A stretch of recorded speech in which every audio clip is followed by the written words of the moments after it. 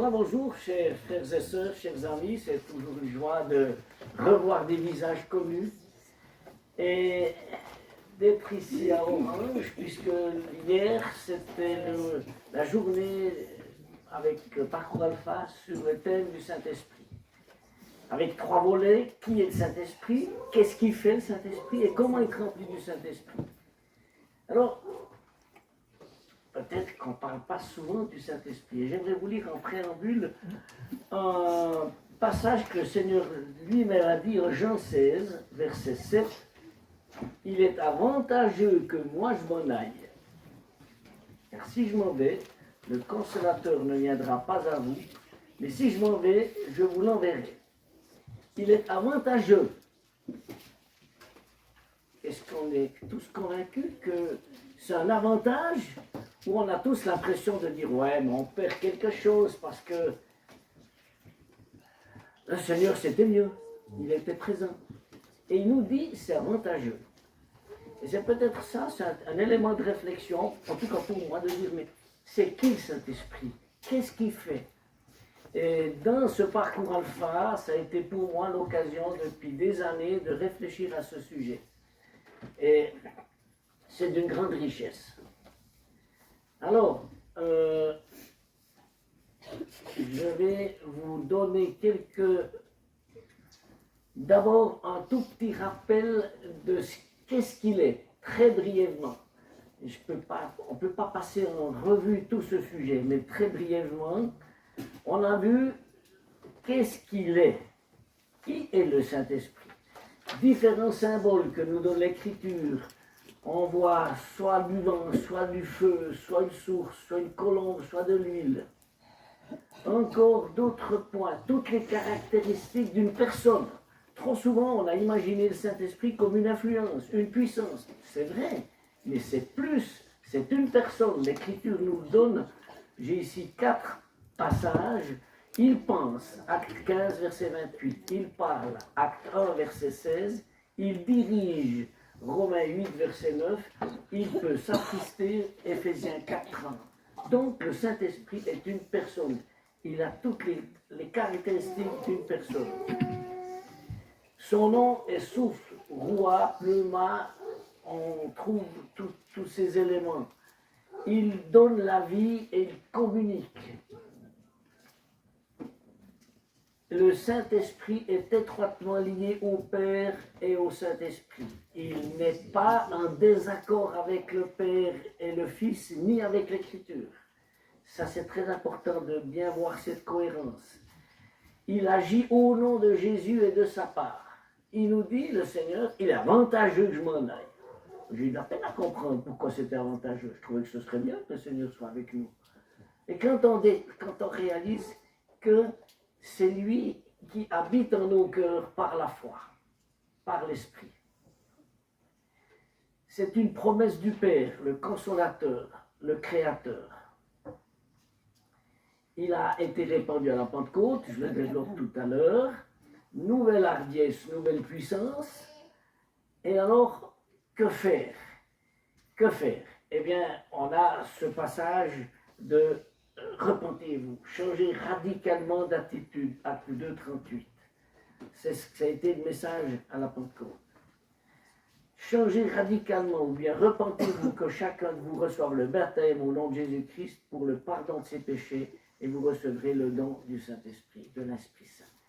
Et vous remarquez dans ce temps de louange, ce qui nous a tous impressionnés ce matin, ce rappel de sa grandeur, la puissance. Ce Dieu si puissant qui est capable de peser des atomes. Et ce Dieu qui s'abaisse et qui vient à ma rencontre pour souffrir, pour mourir, pour me donner la vie. On est devant des mystères. Et ça, c'est le grand salut que Dieu nous a révélé et qui est l'œuvre du Saint-Esprit dans chacune de nos vies. Alors, on a vu qu'est-ce qu'il est et qu'est-ce qu'il fait maintenant. Un deuxième aspect. Qu'est-ce qu'il a fait? Tous les chrétiens ont reçu le Saint-Esprit à la conversion. Ce n'est pas une spécialité qu'il faut tomber en transe pour que le Saint-Esprit nous illumine. Non, à la conversion, comme je le rappelais hier, dans le paquet cadeau de la conversion, il y avait le Saint-Esprit. On n'a peut-être pas découvert tout de suite. À la conversion, tous ont reçu. Je lis ce verset d'Éphésiens 13, qui est un court résumé. Ayant cru, vous avez été scellés du Saint-Esprit de la promesse. Ayant cru, ça c'est la clé, c'est la porte d'entrée. Et qu'est-ce que le Saint-Esprit fait? Il fait de nous des fils et des filles, des héritiers. Vous imaginez ce qu'on a rappelé de ce grand Dieu si puissant, héritier. Il nous a adoptés. Et on a une nouvelle relation. On peut dire Abba, Père cher, Papa dans notre langage familier. Il y a cette relation avec Dieu qui est développée. Il nous aide à prier. Il intercède pour nous. Quand on ne sait plus comment dire, quel mot prendre, des soupirs inexprimables, Romains 8, 26. Il nous donne un air de famille. 2 Corinthiens 3, 18. En effet, à la ressemblance de Dieu. Nous, on a des frères et sœurs, et dans le monde entier, vous allez, on se reconnaît dans la famille de la foi. Un autre aspect, mon corps est le temple du Saint-Esprit. Est-ce que je peux en faire ce que je veux de mon corps quand je réalise qu'il est le temple du Saint-Esprit? Et puis l'Église est l'habitation du Saint-Esprit, Éphésiens 2, 22. Et puis l'unité. Voilà toutes ces choses que fait l'Esprit, l'unité de l'Église, un seul corps. Vous allez me dire, mais voilà 20 siècles que l'Église se déchire, elle est où cette unité? Hélas, ce qui nous a été confié a grandement échoué. Mais ça ne change rien que l'unité de l'Église existe. Alors, j'ai besoin que le Saint-Esprit m'aide pour voir son travail à lui. Et il nous équipe pour le service. Et il donne des dons à chacun en particulier. Et il donne sa puissance pour être témoin. Voilà un résumé, qu'est-ce qu'il fait. Donc, premier volet, qui il est. Deuxième volet, qu'est-ce qu'il fait. Et puis maintenant, je vais voir comment être rempli du Saint-Esprit. En commençant par une petite image, une parabole, une anecdote d'un voilier. Par exemple, ce voilier, qu'est-ce qu'il fait qu'un voilier avance? Là, je pensais peut-être plus facilement aux enfants. Pourquoi pourquoi est-ce qu'un bateau avance? Vous pouvez me donner les éléments? Oui. Les voiles, ça suffit quand avec des voiles?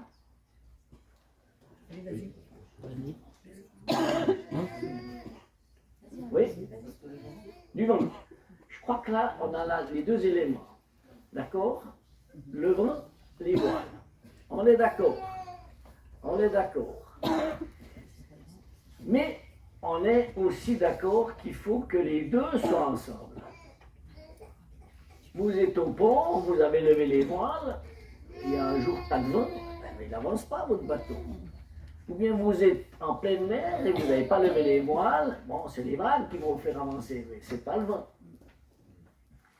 Alors, voilà le bateau, on est d'accord, qui ne peut avancer que si les voiles sont gonflées. Et moi, je vous pose la question, veux-tu être guidé par l'Esprit? Et puis, est-ce que maintenant, je suis en train d'avancer? Est-ce que ma vie avance, soufflée par l'Esprit de Dieu? Voilà des questions qu'on peut se demander. Ton bateau, ta vie avance. Et on arrive à cette conclusion que le vent du Saint-Esprit fait gonfler la voile. Oui, mais est-ce qu'il l'a fait vraiment, gonfler ta voile? Ça, c'est une question en ce moment. Alors, on a parlé des voiles, mais si les voiles sont pleines de trous ou rapiécées, qu'est-ce qui se passe? Alors, on pourrait réfléchir à la signification des trous, rapiécés, en lambeaux, symboliquement, qu'est-ce que ça donne, mais ça va nous amener trop loin. Les œuvres de la chair, la toute-puissance, moi je peux me débrouiller tout seul. etc. Mais on se rend compte que si j'avance pas, c'est à moi de réagir. S'il y a des trous dans mes voiles, c'est pas la faute du vent, c'est pas la faute du Saint-Esprit. Si ma vie chrétienne est dans le péché, n'est pas propre, n'est pas clean, eh ben, il ne faut pas s'étonner pourquoi ça avance pas. Donc, je suis allé trop vite. Donc, pour faire avancer le bateau, cela dépend beaucoup de nous. La responsabilité du voile, et puis je n'ai pas accès au vent. Voilà, en préambule. Donc, vous avez compris, il nous suffit d'obéir et de croire à la parole de Dieu. Mais c'est simpliste, mais oui, c'est simpliste. Est-ce que j'obéis à la parole de Dieu? Est-ce que je crois?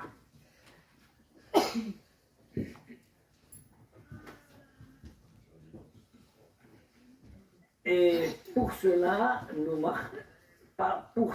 marchons dans ses voies. Et puis, souvent, c'est Dieu qui remet à travers des difficultés dans nos vies les pendules à l'heure pour qu'on lui demande qu'on règle nos vies, nos voies avec lui. Et ce qu'on doit aussi comprendre, c'est que Dieu désire nous reconstruire. Dieu désire nous transformer et faire route avec nous. Il désire nous remplir et il désire souffler sur nos bateaux, sur nos vies pour qu'ils avancent à sa gloire. Alors, comment être capable de faire avancer notre bateau? Eh bien, soyons rassurés, nous ne sommes pas capables de le faire par nous-mêmes. Mais l'Esprit de Dieu nous donne la possibilité. C'est l'Esprit de Dieu en nous. Christ en nous. Je vous cite de mémoire ce verset de Colossiens 1. Christ en nous, l'espérance de la gloire. Comment il est en nous? Ben, par l'Esprit. Et c'est l'Esprit en nous qui nous dit tout est possible à celui qui croit. C'est ce que le Seigneur disait à ce père qui avait un enfant infirme. Celui qui remplace Jésus sur la terre aujourd'hui, c'est le Saint-Esprit. C'est lui qui nous rappelle les paroles de Jésus et qui nous montre ce qu'il a fait. C'est pourquoi Jésus disait, il est avantageux que je m'en aille. Parce que le Saint-Esprit le remplace. Mais il ne le remplace pas comme dans l'Ancienne Alliance, ça tombait sur un Samson, sur un Gédéon, c'était ponctuel, c'était sur des personnes individuelles. Aujourd'hui, c'est sur chacun de tous ceux qui ont cru. Vous imaginez? Dieu en nous, l'espérance de la gloire dans chacun. Et ça, c'est la merveille de Dieu, c'est la grandeur de Dieu qui nous dépasse. Et maintenant, on peut dire, Dieu nous donne le Saint-Esprit pour que nous puissions vivre la vie chrétienne. Posez la question à quelqu'un, est-ce que tu peux vivre la vie chrétienne? Non. Réponse, non. Moi, je ne peux pas. Mais Christ en moi, oui. Le Saint-Esprit en moi, oui. Ça, c'est possible. Alors, j'aimerais rappeler quelques expériences de la plénitude dans les Actes. On a 4 passages où il y a eu l'effusion du Saint-Esprit dans le livre des Actes à la Pentecôte, en Actes 2, 4. On peut lire tout à coup, il vient du ciel un bruit comme celui d'un violent coup de vent qui remplit toute la maison où ils étaient assis. Des langues leur apparurent qui semblaient de feu et qui se séparaient les unes des autres, et il s'en posa sur chacun d'eux. Ils furent tous remplis d'Esprit Saint, se mirent à parler en d'autres langues selon ce que l'Esprit leur donnait d'énoncer. Deuxième moment, c'est en Samarie, en Acte 8. On lit, quand les apôtres qui étaient à Jérusalem apprirent que la Samarie avait accueilli la parole de Dieu, ils leur envoyèrent Pierre et Jean. Ceux-ci, une fois descendus chez eux, prièrent pour eux afin qu'ils reçoivent l'Esprit Saint. Car celui-ci n'était pas encore tombé sur aucun d'eux, ils avaient seulement reçu le baptême pour le nom du Seigneur Jésus. Alors Pierre et Jean posèrent les mains sur eux et ils reçurent l'Esprit Saint. On voit bien qu'il y a eu la Pentecôte, il y a en Samarie. Donc prenons pas ça comme étant c'était des épisodes qu'il faut bien comprendre. Ce pas des généralités aujourd'hui à reprendre. Sur Paul, si vous vous souvenez, en acte 9, quand il tombe de son cheval et qu'il est amené chez Ananias, Ananias partit donc, étant arrivé dans la maison, il imposa les mains à Saul et lui dit, Saul, mon frère, le Seigneur Jésus qui t'est apparu sur le chemin par lequel tu venais m'a envoyé pour que la vue te soit rendue et que tu sois rempli du Saint-Esprit. Au même instant, ce fut comme si des écailles tombaient des yeux de Saul. Il vit de nouveau, alors il se leva et fut baptisé. Voilà l'expérience de Saul, devenu l'apôtre Paul.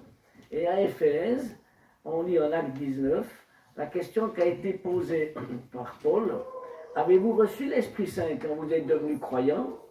Et ils disent, nous n'avons même pas entendu parler d'un Saint-Esprit. Et il dit, mais quel baptême avez-vous donc reçu? Ils répondirent, le baptême de Jean. Le baptême de Jean, c'est un baptême de repentance. Alors Paul dit, Jean a baptisé d'un baptême de changement radical. Il disait au peuple de mettre sa foi en celui qui venait après lui, c'est-à-dire en Jésus. Sur ces paroles, ils reçurent le baptême pour le nom du Seigneur Jésus.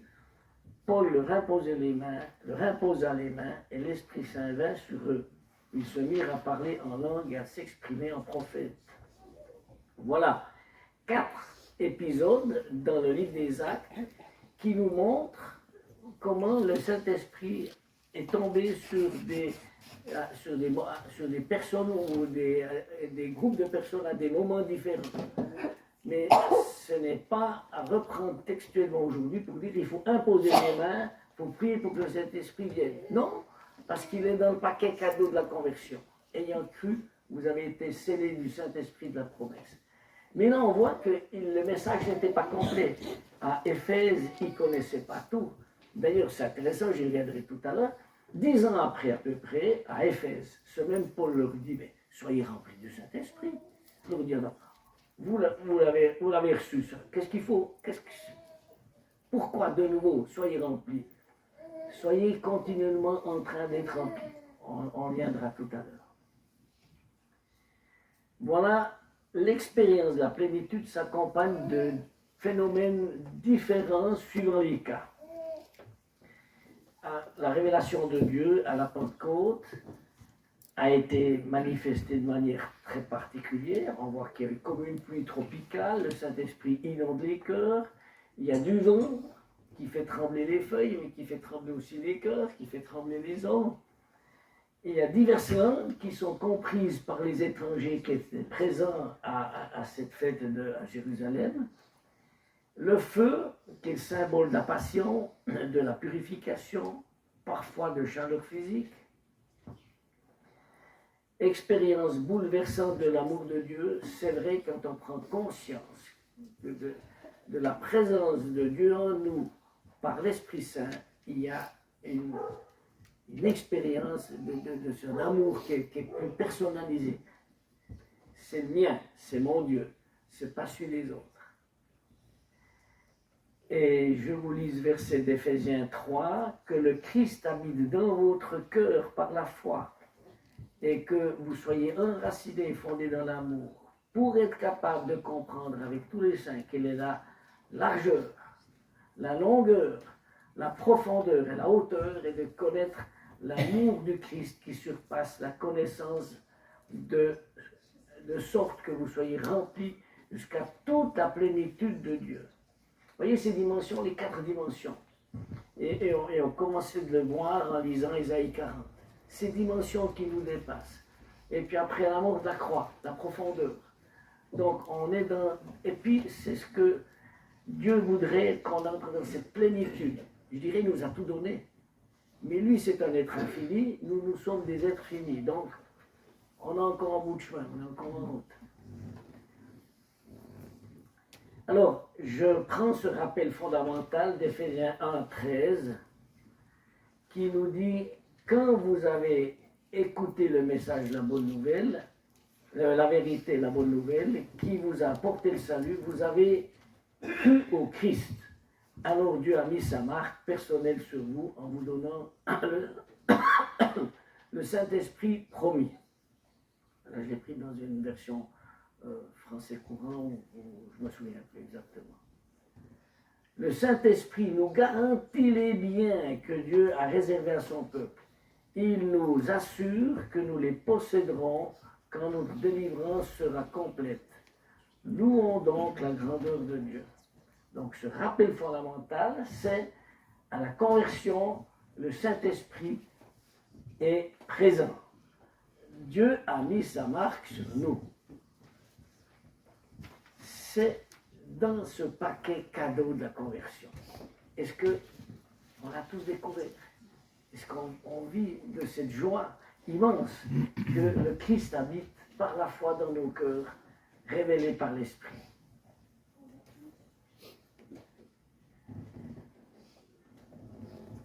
Un autre passage qui nous encourage à demander, Luc 11, 9 à 13. Et on va décortiquer un petit peu ce passage. Verset 9. Moi je vous dis, demandez et vous recevrez. Cherchez et vous trouverez. Frappez et l'on vous ouvrira. 3 impératifs. Demandez, cherchez, frappez. Puis il y a les réponses. Vous recevrez, vous trouverez et on vous ouvrira. Alors on peut se dire, pourquoi le Seigneur, on parle un peu, je recommence, verset 10, car le Seigneur le répète, celui qui demande reçoit, celui qui cherche trouve, et l'on ouvre à celui qui frappe. Verset 11, il y a des pères parmi vous, lequel d'entre vous donnera un serpent à son fils quand celui-ci lui demande un poisson? Ou encore s'il demande un œuf, lui donnera-t-il un scorpion? Si donc, tout mauvais que vous êtes, vous savez donner de bonnes choses à vos enfants, à combien plus forte raison le Père Céleste donnera-t-il l'Esprit Saint à ceux qui le lui demandent? À la conversion, j'ai le Saint-Esprit, mais je peux toujours dire, Père, j'ai besoin d'être rempli de ton Esprit, renouvelle-moi. Et c'est dans ces demandes-là qui sont importantes. Alors, dans les obstacles au Saint-Esprit, c'est quoi? Difficulté de recevoir quelque chose de Dieu. On doute. Et c'est pour ça que le verset de Luc qu'on vient de lire, Jésus répète 6 fois l'affirmation que Dieu répond à la prière. Il dit, mais c'est pas possible qu'il m'aime pareillement, qu'il veut autant de bien pour moi. On a la faculté de se mépriser et de se dévaloriser, vous imaginez pas. Non, Dieu nous aime, il veut nous valoriser, il veut entrer dans nos vies. Il répète 6 fois, Jésus, demandez, vous recevrez, cherchez, vous trouverez, frappez, on vous ouvrira. Donc ça vaut la peine d'insister, osez dire nos doutes, osez dire nos incompréhensions. Lisez le livre de Job, osez dire, je ne suis pas d'accord avec toi. Je ne comprends pas. Quand je disais une fois ça, quelqu'un m'a dit, tu n'oses pas dire ça, Dieu est grand. Mais oui, mais il le sait, donc autant être honnête avec lui. Je ne comprends pas, révèle-moi ce que je ne comprends pas. Car celui qui demande reçoit, celui qui cherche trouve, et 6e, celui qui ouvre frappe. Vous voyez, répétez, le Seigneur l'a répété en Luc. C'était impressionnant. Un autre obstacle, c'est la crainte.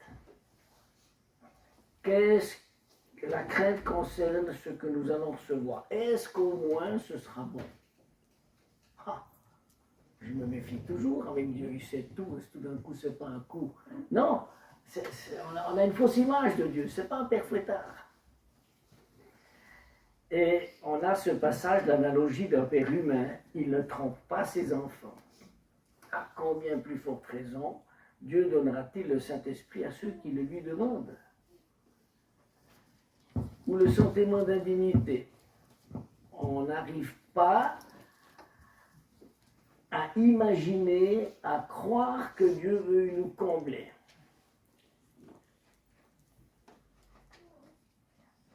Et il nous faut souvent du temps pour comprendre qu'on a un Dieu généreux.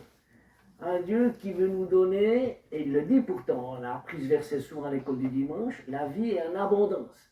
Mais qu'est-ce que ça veut dire ce mot abondance? Généreux. Un Dieu qui veut nous combler. nous donner beaucoup de choses. Et on garde toujours un sentiment d'indignité, d'imperfection. Je ne le mérite pas. Ou c'est pas pour moi, c'est pour les autres. Non, pour moi, Dieu veut des grandes choses.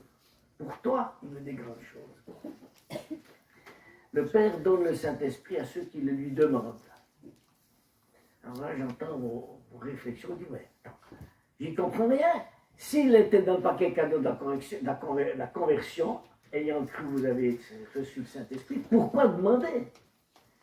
C'est pas dans le même sens, il est là, il est là. C'est un tout petit peu comme, dans le moment de discussion, est arrivé hier soir, vous vous souvenez à notre époque, quand on était plus jeune, nos chauffages à eau chaude, il y avait la petite veilleuse à gaz.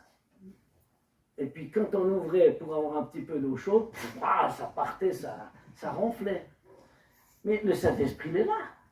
Est-ce que je le fais ronfler ou pas? C'est dans ce sens-là, de demander. Pour cela, alors là, j'entre dans un domaine important, que je sois propre, que tout péché soit confessé. C'est vivre en fuyant le mal. C'est ce qu'on dit aussi la sanctification pratique. Si je suis écrasé par une vie qui ne glorifie pas Dieu, qui est dans le péché, comment le Saint-Esprit pourra-t-il agir librement et faire que ça bouillonne dans la chaudière?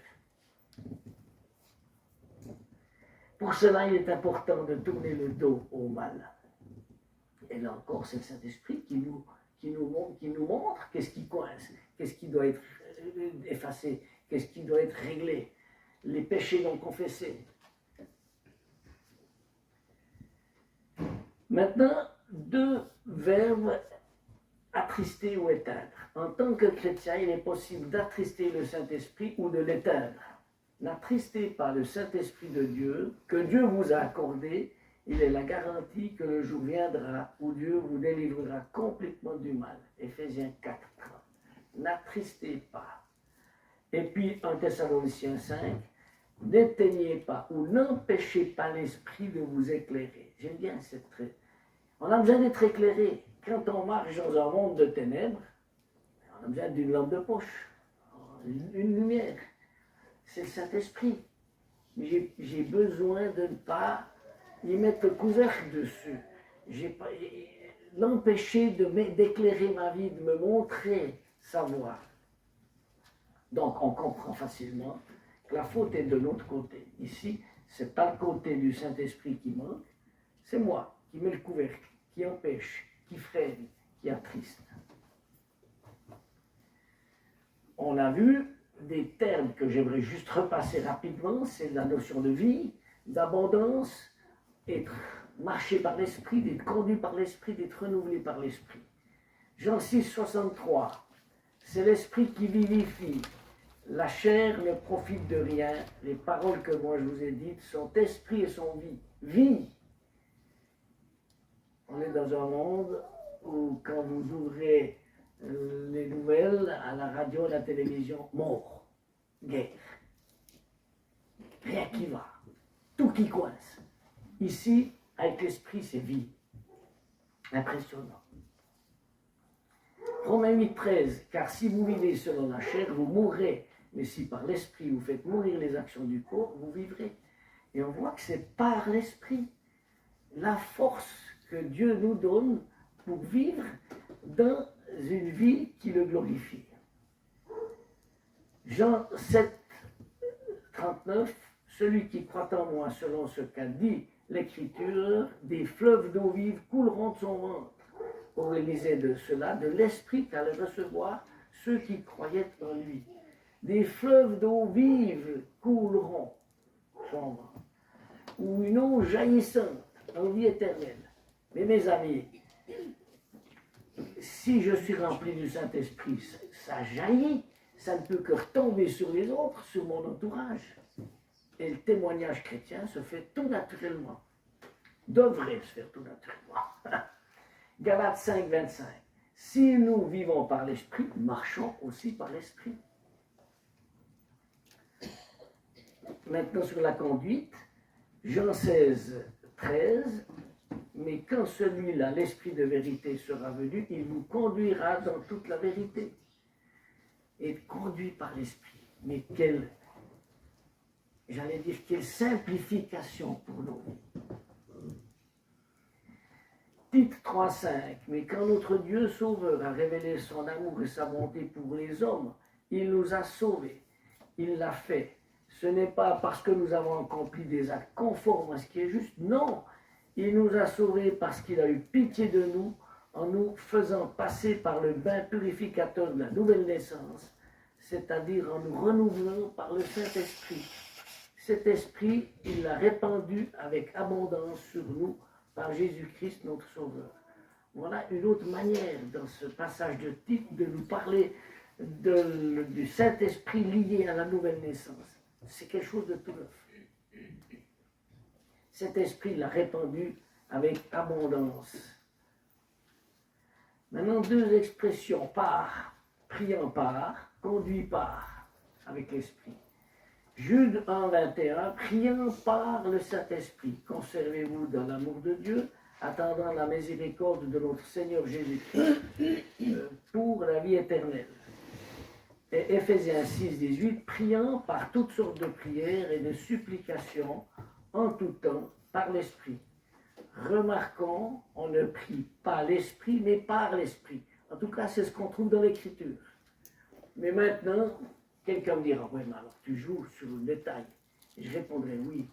Qui d'entre nous est capable de faire la différence exacte entre le Père, le Fils et le Saint-Esprit?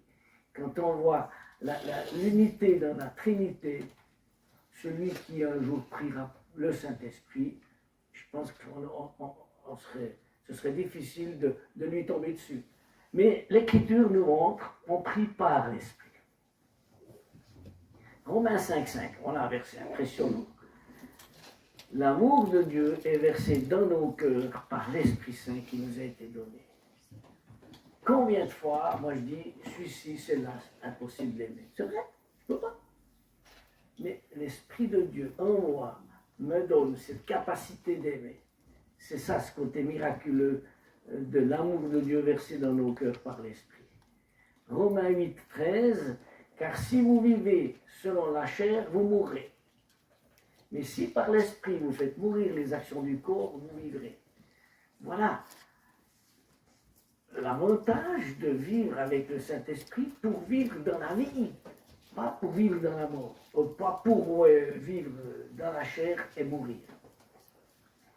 Romains 8, 14, car tous ceux-là sont tous ceux qui sont conduits par l'Esprit de Dieu sont fils de Dieu, etc. Et conduits par l'Esprit. Mais quel bonheur! Combien de fois je ne sais pas je sais pas ce que je dois faire. Seigneur, j'ai besoin d'être conduit par toi. Conduis-moi par ton esprit. Et c'est un immense privilège d'avoir un véritable GPS appelé Saint-Esprit.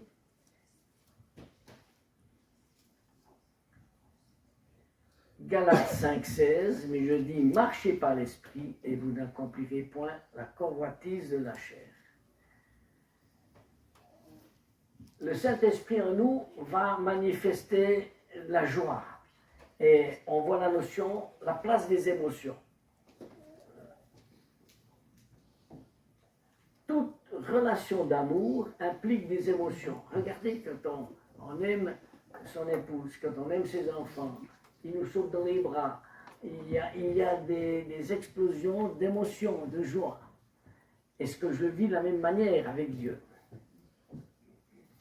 Il arrive hélas que notre relation à Dieu soit plutôt froide. Autant ce Dieu d'amour est infini, en puissance, en majesté, quand on lit les Écritures, autant en proximité, c'est un Père chaleureux. Comment est-ce que je le vis? Bon, ça dépend des cultures. Vous allez en Afrique, les cultes, ça saute, ça danse, c'est beaucoup moins austère que chez nous. Nos sensibilités culturelles, c'est là qu'on voit qu'elles interviennent. Le culte que nous rendons à Dieu implique toute notre personne. Il implique notre esprit, notre cœur, notre volonté, nos émotions, notre corps, nos sentiments.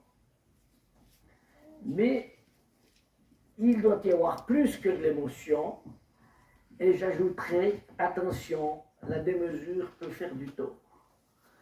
Trouver le bon équilibre, c'est pas simple. Et j'aimerais maintenant dire 2 mots sur le culte collectif rendu à Dieu. Comment, dans un culte, comme on vit, on peut vivre, rendre culte par l'Esprit. Je reprends ce verset de Philippiens 3:3 qui nous rappelle, nous qui rendons culte par l'Esprit de Dieu et qui nous glorifions dans le Christ Jésus et qui n'avons pas confiance à la chair. Ou dans la parole vivante, car en réalité, nous sommes maintenant le vrai peuple de Dieu, nous qui le servons, et lui rendons notre culte par son esprit. Notre assurance repose sur Jésus-Christ, et nous ne plaçons pas notre confiance dans des cérémonies extérieures ou des avantages humains. Comment pratiquement vivre le culte rendu par l'esprit? Chacun y va de son petit bonhomme de chemin, chacun indique le cantique ou le verset qu'il a préparé le soir avant. Comment ça se passe? On peut essayer de s'interroger. Et je pense que ça implique de réaliser que je ne suis pas tout seul. C'est collectif. Je ne suis pas tout seul dans ma chambre. On est la famille, une fraction de la famille de Dieu réunie. Et comment réaliser aussi cette notion d'unité dans le respect? J'allais dire, comment est-ce qu'on perçoit le fil rouge qui se dégage? Comment est-ce qu'un cantique, une prière peuvent s'alimenter l'un par l'autre et apporter de l'adoration à Dieu? J'ai noté, j'ai à tenir compte des autres et de la pensée générale qui se dégage. C'est pas évident. C'est pas évident. Mais c'est dans ce sens-là que le Saint-Esprit, en moi, en nous, nous aide à ce que cette pensée générale arrive à glorifier Dieu. Je lis ce verset dans Corinthiens 14, 26. Comment donc procéder, mes frères, lorsque vous vous réunissez, que chacun se tienne prêt à apporter sa contribution au culte? L'un proposera un cantique, ou lira un psaume, l'autre aura une parole d'enseignement ou une révélation, celui-ci priera dans une langue inconnue, celui-là en donnera l'interprétation, que tout cela vise un seul et même but, l'édification spirituelle de l'Église, et que chaque chose soit faite avec ce souci, que tous grandissent dans la foi. C'est intéressant, ce chapitre 14 de 1 Corinthiens, qui nous montre comment une église fonctionne. Mais heureusement qu'il y a un chapitre avant, chapitre 13. La clé, c'est l'amour. Et voilà, quand on est réunis ensemble en église, comment vivre dans cette harmonie? Alors voilà quelques pistes qui nous encouragent à vivre par l'Esprit, réaliser ce culte rendu à Dieu pour que la gloire soit pour lui. J'en arrive aux conclusions. Donc, conclusion, la nécessité de la nouvelle naissance. C'est la porte d'entrée, c'est la clé.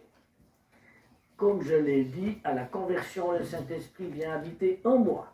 Quel merveilleux cadeau, mais attention, pas y mettre un couvercle dessus, et l'éteindre, l'attrister, vivre à sa gloire. Ayant cru, vous avez été scellés du Saint-Esprit de la promesse, c'est le verset que j'ai cité plus d'une fois. Maintenant, tous les dons que le Saint-Esprit donne s'exercent, se développent en les exerçant. Je le disais hier, on n'apprend pas à nager sur un tabouret. Et quelqu'un a dit, c'est vrai, on peut s'entraîner sur le tabouret. Mais il faut se mettre à l'eau. S'occuper des jeunes, s'occuper de l'évangélisation. Je n'ai pas d'un seul coup, avec ma Bible dans la rue, puis annoncer l'évangile comme ça.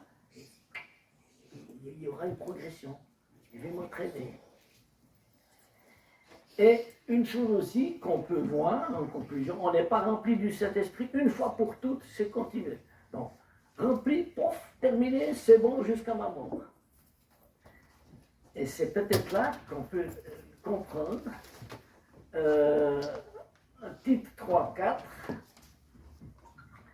Mais notre Dieu, Sauveur, nous a montré sa bonté et son amour pour les êtres humains.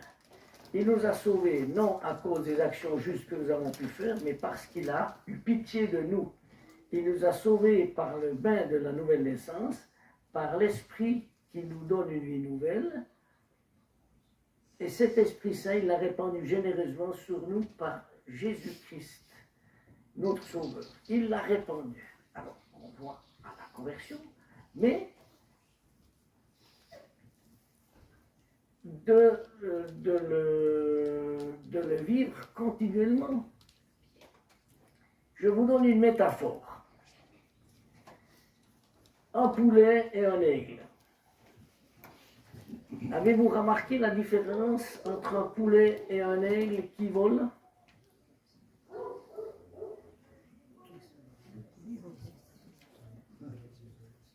Poulet,